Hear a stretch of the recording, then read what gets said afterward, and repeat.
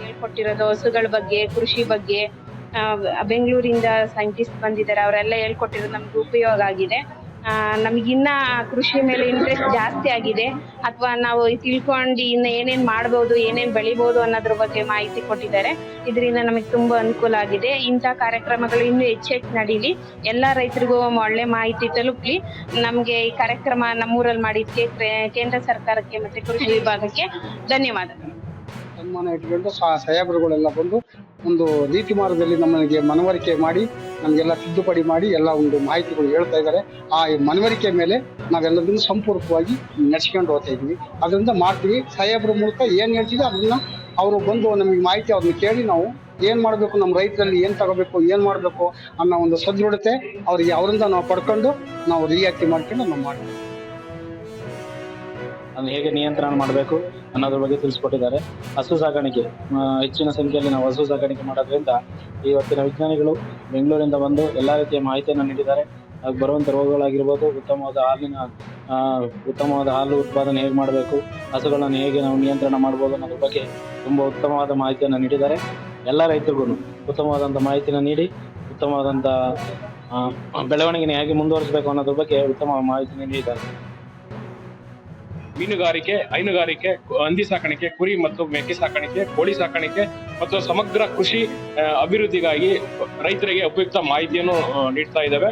ಮತ್ತೆ ಈ ಕಾರ್ಯಕ್ರಮದ ಜೊತೆಗೆ ಎಲ್ಲ ರೈತರಿಗೆ ಒಂದು ಕಲ್ಯಾಣ ಕಾರ್ಯಕ್ರಮಗಳು ಮತ್ತೆ ಕರ್ನಾಟಕ ಸರ್ಕಾರದ ಮತ್ತು ಭಾರತ ಸರ್ಕಾರದ ಕಲ್ಯಾಣ ಕ್ರಮಗಳನ್ನು ನಾವು ಅವರಿಗೆ ಸದುಪಯೋಗ ಪಡಿಸಿಕೊಳ್ಳುವಂತ ನಾವು ಅವರಿಗೆ ತಿಳುವಳಿಕೆ ಜ್ಞಾನವನ್ನು ನಾವು ಕೊಡ್ತಾ ಇದ್ದೇವೆ. ನಾವು ಇಲ್ಲೇ 5 days KVK ಜೊತೆ ರೈತರಿಗೆ ನಮ್ಮ ಟೆಕ್ನಿಕ್ಸ್ ಬಗ್ಗೆ ಎಕ್ಸ್ಪ್ಲೈನ್ ಮಾಡೋಕೆ ಬಂದಿದ್ದೀವಿ. ಈ ವಿಲೇಜ್ನಲ್ಲಿ ನಾವು ಇವರಿಗೆ ಹೇಗೆ ಫೀಡಿಂಗ್ ಫಾರ್ಮುಲೇಷನ್ ಮಾಡಿ ಪಶುಕ್ಕೆ ಕೊಡಬೇಕಂತ ಬಗ್ಗೆ ಮಾತಾಡಿದ್ವಿ.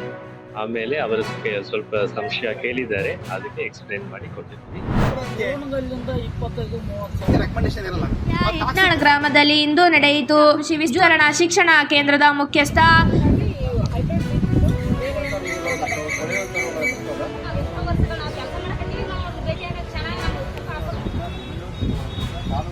ನಾವು ಮಾಡಿದ್ದು ಯಾವುದೇ ಇರಲಿ ಎಲ್ಲ ಸಕ್ಸಸ್ ಆಗಿರುತ್ತೆ. ನೀವು ಹಂಗೇನೈತ್ರಿ, ನೀವು ಕಾಂಟ್ಯಾಕ್ಟ್ ಪಾಣಿ ತೊಗೊಂಡು ಒಯ್ಬೋದು, ಅದಕ್ಕೇನು ಇದಿಲ್ಲ, ಅಭ್ಯಂತರ ಇಲ್ಲ.